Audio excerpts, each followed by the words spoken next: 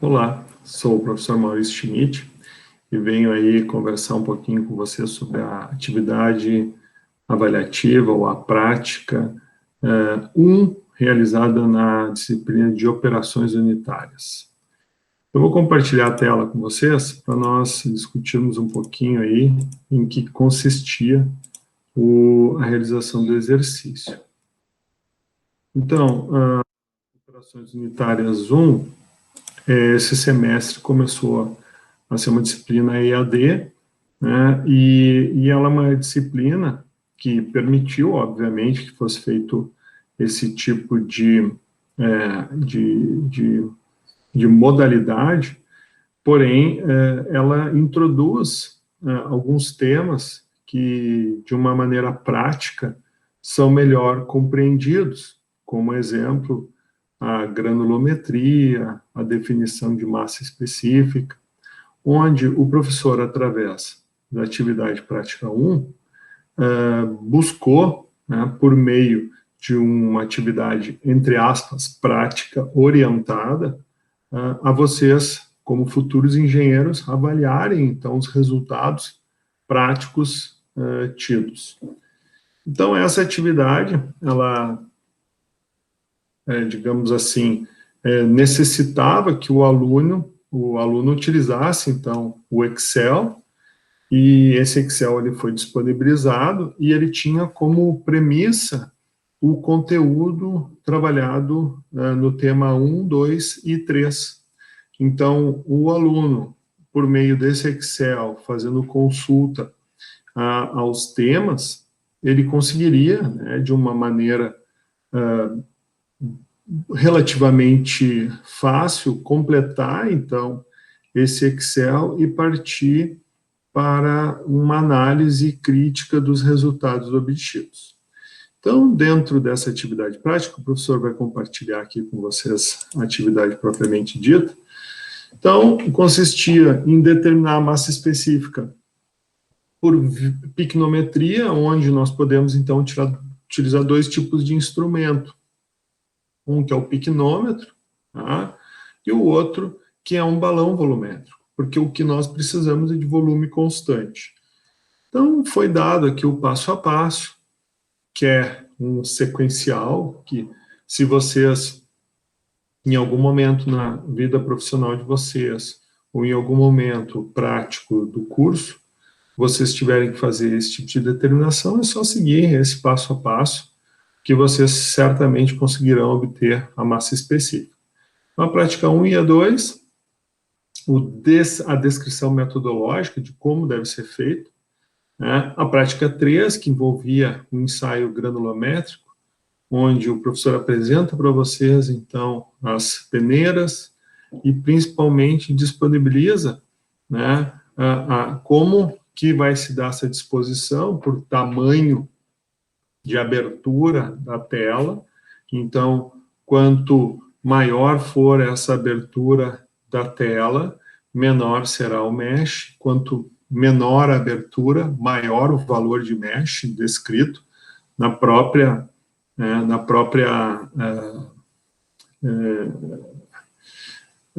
peneira, né? E essa peneira, então, para um ensaio granulométrico, ela vai sendo disposta da maior abertura até a menor abertura, objetivando identificar, então, a quantidade de material retida em cada um dessas peneiras, né? E assim, identificando por valores médios da abertura de cima menos a de baixo, uma média do valor do tamanho do grão, né, contido ou retido em cada um desses espaçamentos.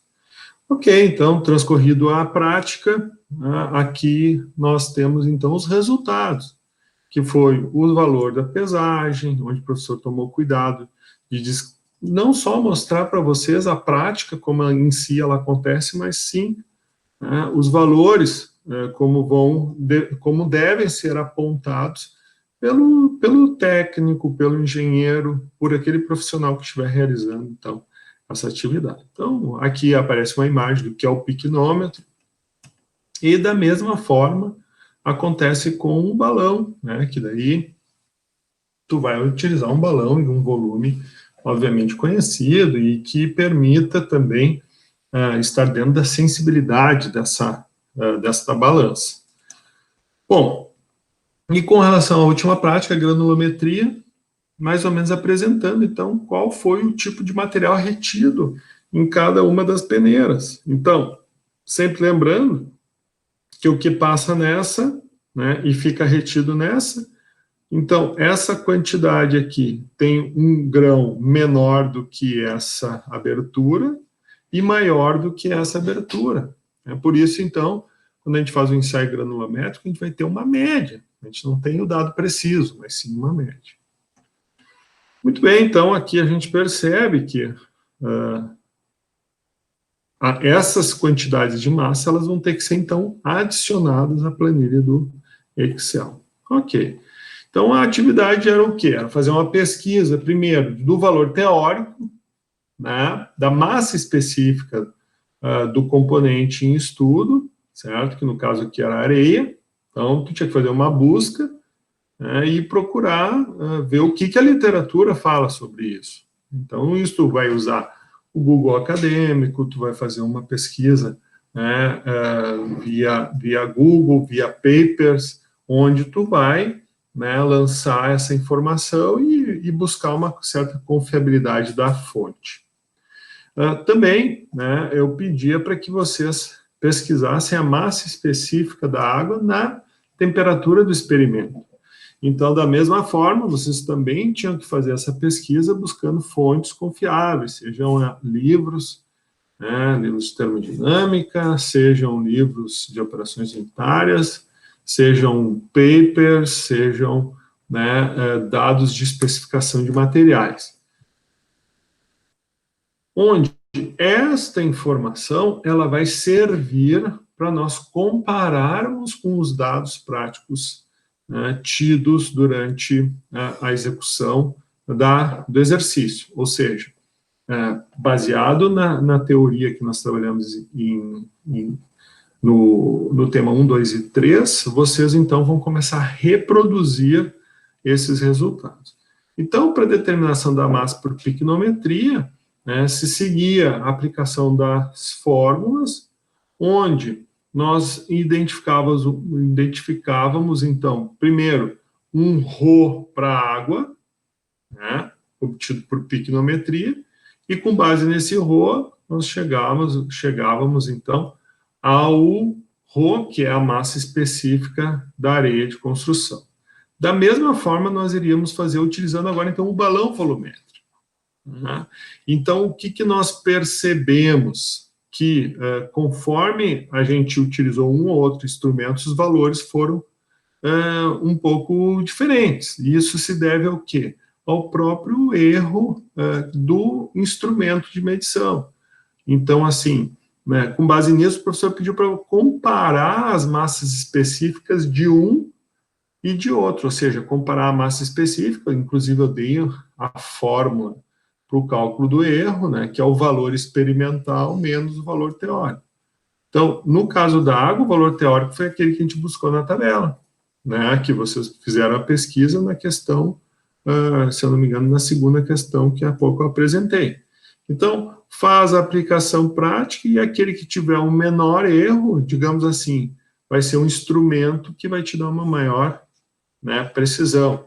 Então, a gente viu que o erro atrelado ao piquenômetro vai ser em torno de 1%, enquanto com o balão volumétrico o erro foi em torno de 0,27%. Isso nos mostra o quê?